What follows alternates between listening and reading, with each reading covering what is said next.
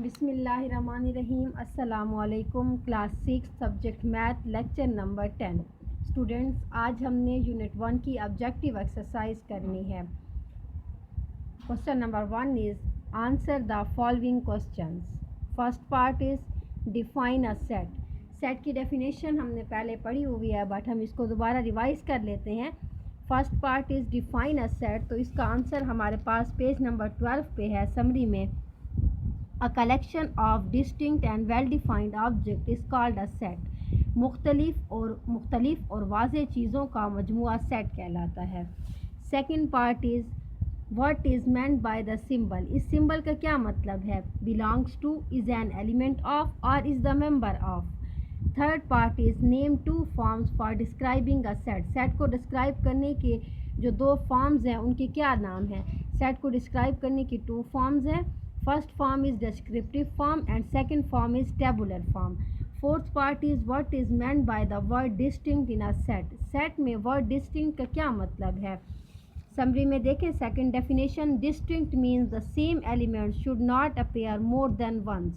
कि डिस्टिंक्ट का क्या मतलब होता है कि सेम एलिमेंट जो है वो एक से ज़्यादा मरतबा रिपीट ना हो। Fifth part is if x is equal to abc and y is equal to cab are these sets equal or not। अगर x सेट के एलिमेंट हैं abc और y सेट के एलिमेंट हैं cab इट्स मीन abc। तो आप देखें दोनों सेट्स के एलिमेंट्स की तादाद भी बराबर है और एलिमेंट्स भी सेम हैं a b एंड c। तो ये हमारे पास क्या है, ये दोनों सेट्स इक्वल सेट्स हैं। a is equal to b। Question number 2, fill in the blanks.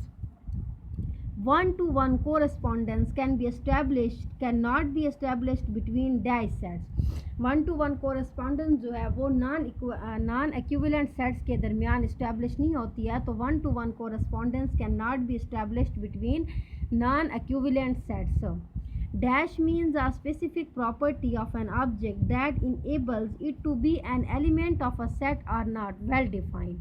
Well defined का मतलब क्या होता है कि एक ऐसी प्रॉपर्टी जो सेट के ऑब्जेक्ट्स को इस काबिल बनाती है कि हमें पता चलता है कि उसके ऑब्जेक्ट्स जो हैं वो उस सेट के एलिमेंट्स हैं या नहीं हैं।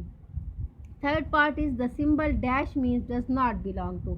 डज नॉट बिलोंग टू का सिंबल क्या होता है, ई की तरह लिख के हम उसके ऊपर लाइन लगा देते हैं। It's mean does not belong to the symbol. इसका सिंबल का मतलब है means does not belongs to the set. Fourth part is dash set is also known as null set। Empty set is also known as null set। Fifth part is the symbol dash is used for two dash set। ये जो symbol है ये किस चीज़ का है, non equivalent sets का। तो the symbol is used for two dash set non equivalent sets। So question number 3, take the correct answer। First part is to represent two equal sets we use the symbol। 4 option दिए गए हैं and the D option is the correct option.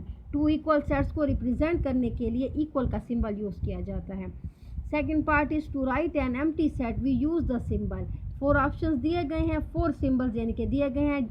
C option is the correct option. Empty set को 5 से denote किया जाता है। Third part is if A is equal to set of vowels then A I does not belong to A. B option C belongs to A. C option U belongs to A। D option A does not belongs to A and the correct option is C, U belongs to A। because set of vowels में जो elements होते हैं वो A E I O U होते हैं, तो U belongs to A यानी कि U जो है वो A सेट से belong करता है, इसलिए C जो है वो correct option है।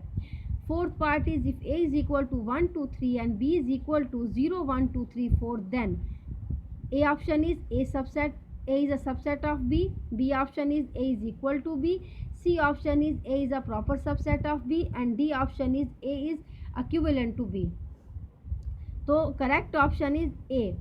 A is a subset of B because A के जो elements हैं वो तमाम elements B set में मौजूद हैं, तो it's mean A is a subset of B।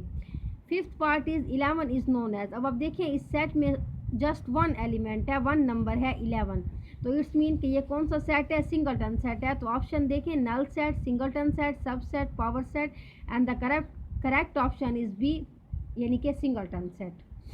Sixth part is to represent the equivalent set we use the symbol. 4 options है and the D option is the correct option कि 2 equivalent sets को represent करने के लिए हम इस symbol को use करते हैं। उसके बाद बेटा आपके पास रिव्यू एक्सरसाइज है पेज नंबर 12 पे, और रिव्यू एक्सरसाइज में जितने भी क्वेश्चन हैं वो सारे के सारे उन एक्सरसाइजेस में से हैं जो आपने पीछे की हैं। ये देखें, list the elements of the following sets, reasons बतानी है कि ये क्यों सेट नहीं है। इन सेट्स को टेबुलर फॉर्म में लिखना है। फाइनाइट, इन्फिनिट, एम्प्टी सेट्स को आपने सेपरेट करना है। उसके बाद इक्विवेलेंट और नॉन इक्विवेलेंट का बताना है, और उसके बाद आपने इन ब्लैंक्स को फिल करना है कि ये इक्वल हैं या नहीं हैं। तो बेटा आपने ये रिव्यू एक्सरसाइज के जितने भी क्वेश्चंस हैं ये आपने पिछली एक्सरसाइजेज में ये सारे क्वेश्चंस किए हुए हैं, ये उन्हीं से रिलेटेड हैं। इनको आपने खुद घर में ट्राई करना है। ये होमवर्क है आपका पूरी एक्सरसाइज। Thank you. अल्लाह हाफिज़।